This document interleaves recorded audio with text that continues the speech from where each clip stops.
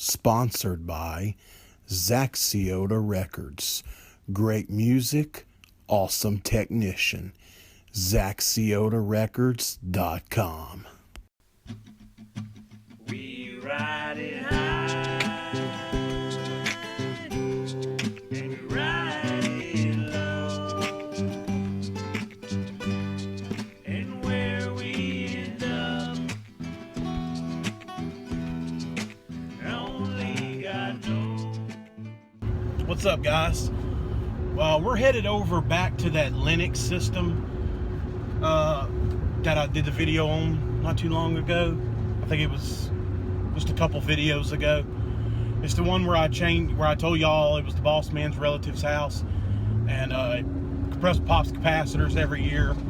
And remember, we changed out a very burnt contactor and changed out the hard start because the hard start that was there had a hole blown in it.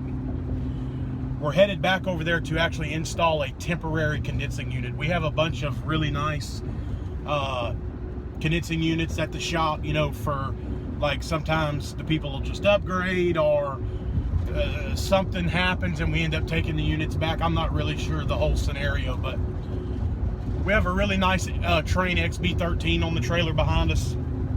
It's 2008, it's R22. It's in really good shape.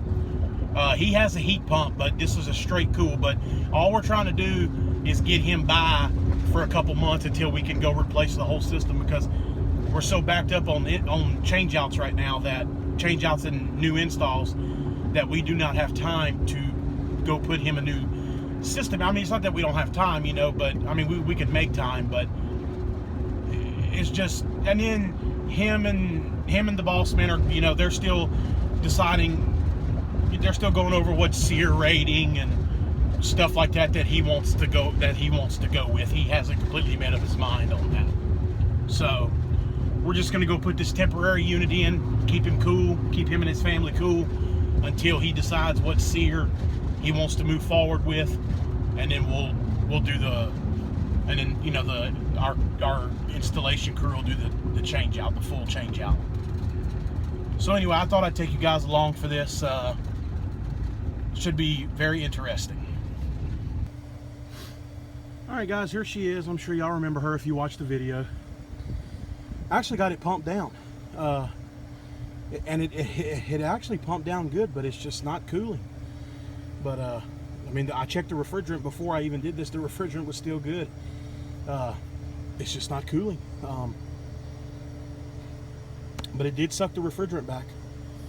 But something's definitely going on. So we got 1 1/8" copper.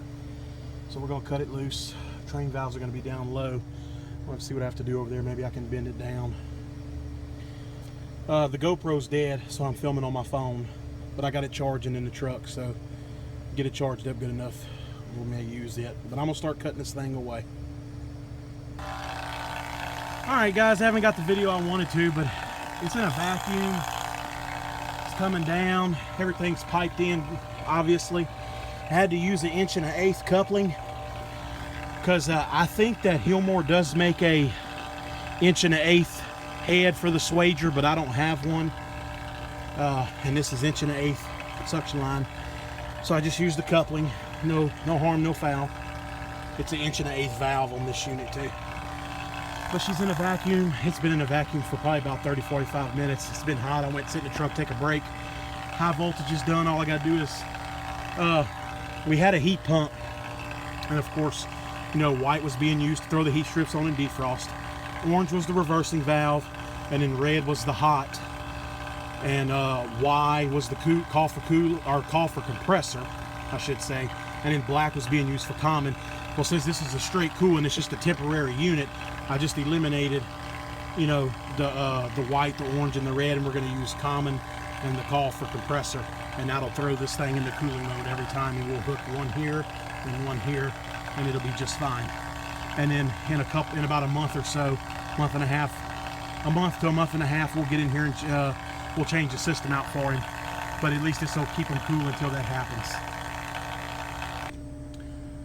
Well, guys, I tell you what. It just seems like this poor family can't get ahead. Vacuum's all done. Vacuum's been pulling for a good over an hour because of what just happened.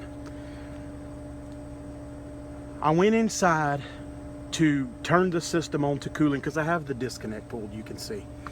And I was going to go ahead and let the contactor pull in, and I was going to open up my valves and, and then pop the disconnect in and let her start up. Well, I go inside and I hit the thermostat, put it on cool. The blower motor just, I said, you got to be kidding me.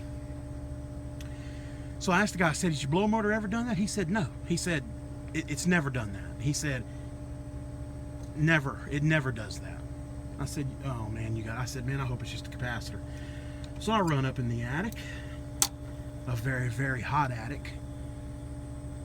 And I didn't bring my meter with me. I just brought a handful of capacitors that of what I thought it would be. I happened to have the right one with me. I threw a new capacitor on there without checking the old one because, like I said, I forgot my meter and it's hot up there. Turned it back on, nothing. Blower motor's dead.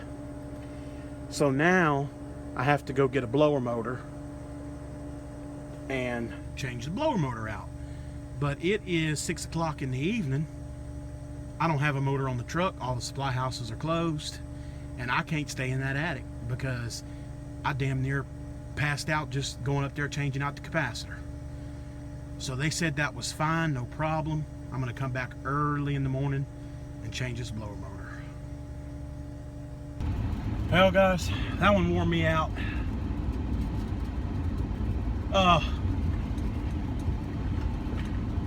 Bad situation. I feel so bad for these people because I really wanted to get them going tonight, but the thing about it is that the air handler is not really in a bad, it's not in a bad spot. When you go upstairs, there's a big regular 3-foot door like, in a house. You open it up, there's the air handler hanging on unistrut, hard up on the return and supply, but the access panels are facing the other way. And there's not enough room to go under it, and I mean, I'm not going to crawl over the top of an air handler hanging on unistrut. So you have to walk all the way around the trunk and then walk all the way back. Well, here's the thing.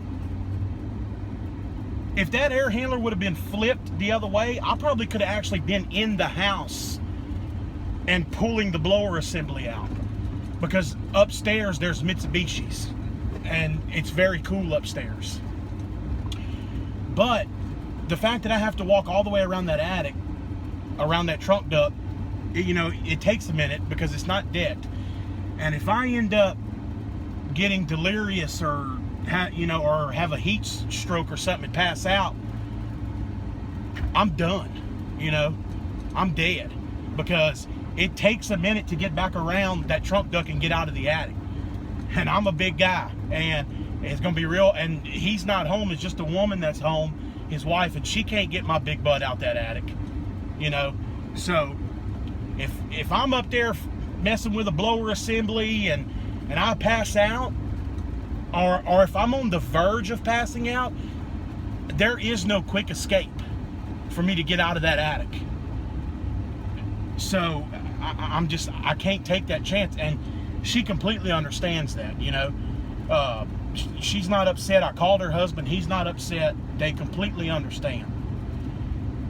I mean, I almost did it. I mean, because I could get somebody to open up the supply house, I'm sure, or go get a motor from the shop. Well, no, I don't. I mean, the shop's closed, but I could have. And I'm running low on. I don't have the particular motor that I need on the truck. Usually I do, but I need to restock right now. But even if I did have the motor or go get it, like I said, I'm taking a huge risk by being trapped in that attic because it's so hot I couldn't breathe. I mean, just when I went up there to change the capacitor, I had to literally, I wasn't running because you can't run on the joist, but I was moving really good, trying to hurry up and get out of that attic after changing the capacitor. After I turned it back on and saw that the blower wasn't working, I was moving really, really quick to get out of that attic because I felt like I was going to pass out. I mean, I started getting the tingles, and you know, all that clammy feeling and all that. It was a close call. So after that, you know, I made up my mind that I was not going back in that attic today. I'm gonna go early in the morning, and that's just the way it's gonna have to be. I mean, because I just can't take that kind of chance. What's up, guys? All right, we're headed back over to put this blower motor in, and it's late in the afternoon, but I got a fan with me today, and like I said, the door, like I told y'all, the door, there's a 3-foot door right there with mini splits. So I'm gonna let that fan draw that good cold air from that mini split and blow it on me in that attic. And but the reason I had to come so late was because this morning we went to see if we had the OEM motor for this unit, because you know we're the biggest Lennox dealer in the state, and we have a lot of Lennox parts in our warehouse, but we did not have this motor. So I just said, okay, no big deal, I'll go get a universal motor. But come to find out, this is a 825 RPM blower motor. Now, 825 RPM blower motors are not common anymore. They used to be, and obviously Lennox, and then I talked to some of the other guys at the shop that are a lot more familiar with me, and they said Lennox was really, really popular for using 825 blower motors. So we have no Lennox store here. None of the supply houses here in town had a universal 825 RPM blower motor, and it's a half horsepower, but they didn't have no 825 RPM blower motors, period, in any other horsepower. Yeah, I mean, nothing for me to even get them going temporarily. Well, I'm dead in the center of the state. I mean, like right in the middle. For those of you that know New Orleans, Louisiana, that I'm about 3.5 to 3 hours and 45 minutes away from New Orleans.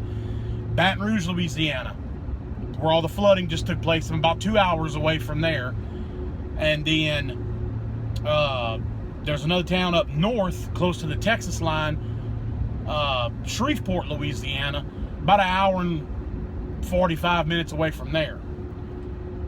But even though Baton Rouge, that's the only 3 Lennox stores we have, is New Orleans, Baton Rouge, and Shreveport. So even though Baton Rouge and Shreveport are kind of the same distance, the drive to Shreveport is a lot easier because it's one interstate the whole way. Baton Rouge, you get on one interstate, then you got to exit off onto a highway and then some other stuff to get to Baton Rouge, and you get jammed up in a lot of traffic. And then getting into Baton Rouge over the bridge and stuff, you'll sit in traffic for over an hour. Shreveport's not like that. You take one interstate to Shreveport and you can get in and out of Shreveport very easily. So I went this morning and pulled the blower assembly out and took the old motor off and all that, and they sent one of the warehouse guys to Shreveport to go get me the motor. And he just got back with it a few minutes ago. You know, I mean, you look at it, it's a 4-hour round trip. You know, 2 hours to get there, 2 hours to get back. And he just got back with it a little while ago. So we have our half horsepower 825 RPM Lennox OEM motor, and we are going to go put it in and get this this poor family some air. All right, we'll see y'all when we get there. All right, guys, there's the old motor. There's the new one, all mounted in place.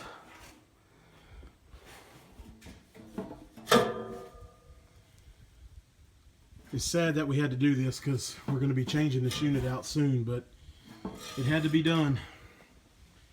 All right, we're going to head up into that hotness and go slide her in place.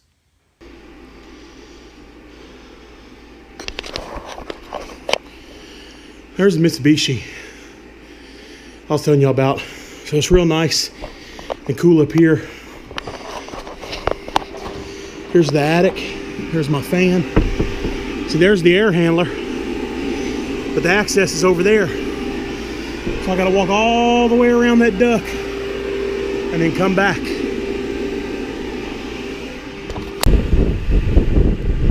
All right. It's not horrible up here. And that fan sure does help.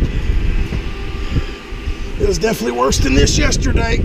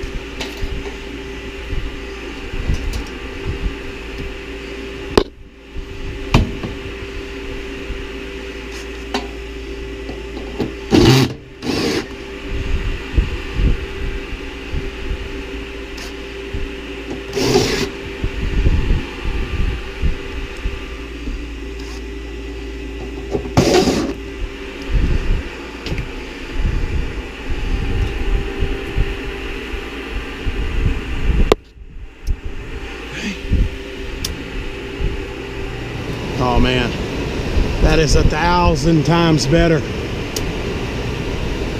right, we're back in business now.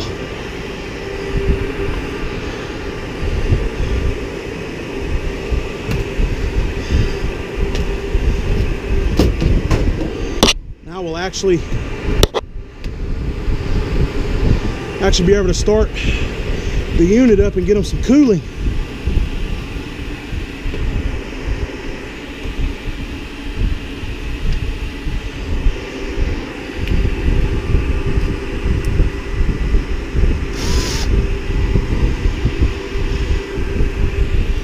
I'll tell you what, man, that fan makes a difference.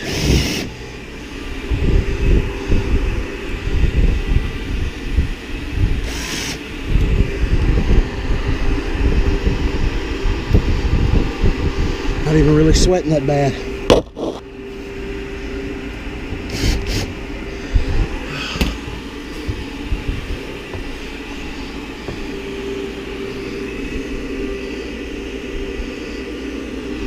There's the old rusty capacitor. All right. We'll walk through our maze here.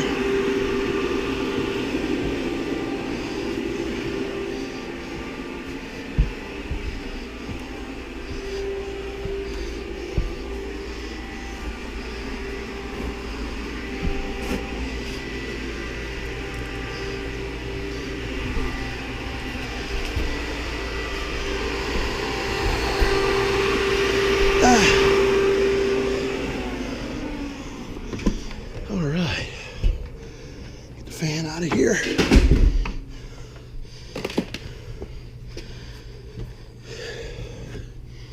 Get this out of here.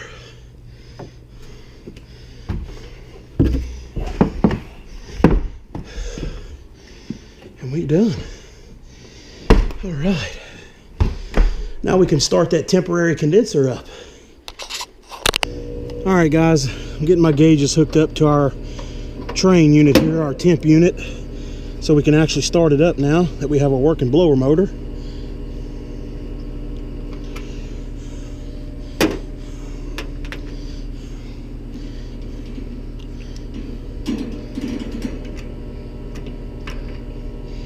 It was pumped down, it had refrigerant in it. I don't know if it's got enough, but we will find out.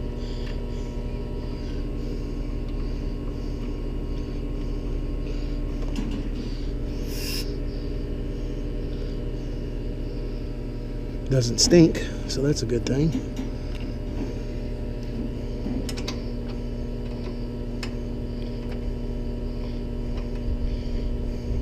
Obviously, we wouldn't have kept it if it would have been bad.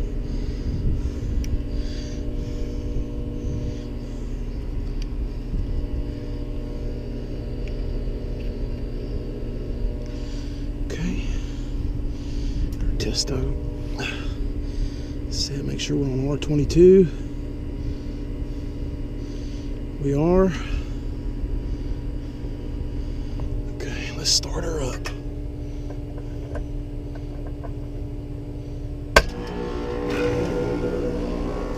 There she goes.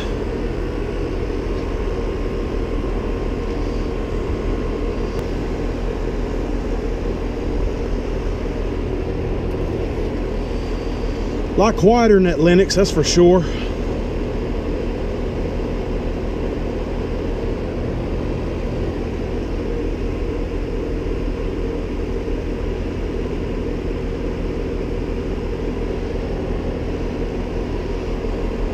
All right, guys, well, let's give it a few minutes to stabilize and then we'll get back to y'all.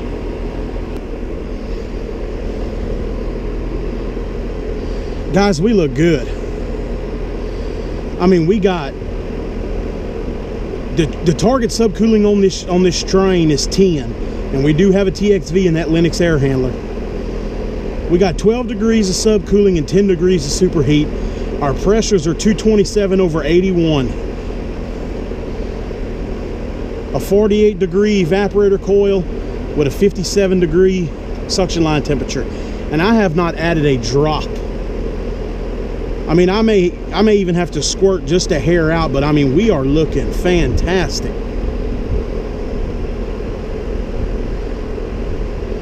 is definitely a lot quieter and cooling very, very well.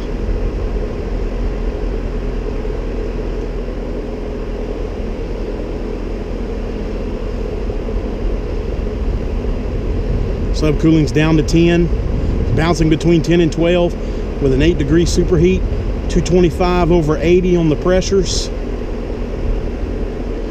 56 on the suction line, 47-degree evaporator, or 47-degree evaporator. We're looking good. I'm gonna let it run a few more minutes, but we are looking great. All right, guys, I'm happy with that. We've been running for a good 20 minutes or so, maybe more. I went inside and got a temp split. My probes are still in the grills, the return and the supply.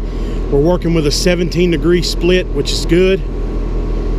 We got 214 over 75, 11 degrees of subcooling, 11 degrees of superheat. Target subcooling on this unit is 10. I don't think it gets any better than that.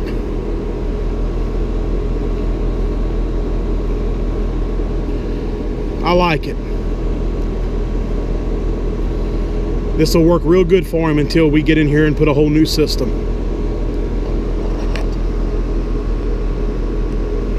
Job started out smooth, turned into a disaster, and then went smooth today. It was a disaster for most of the day, but finally got the motor here. The motor went in smooth, thank you Jesus. Everything started up, charge looks good, it's cooling. So all in all, it ended up coming out like we wanted it to, and this family has air again. All right, guys, thank y'all for watching, and we'll see y'all on the next one.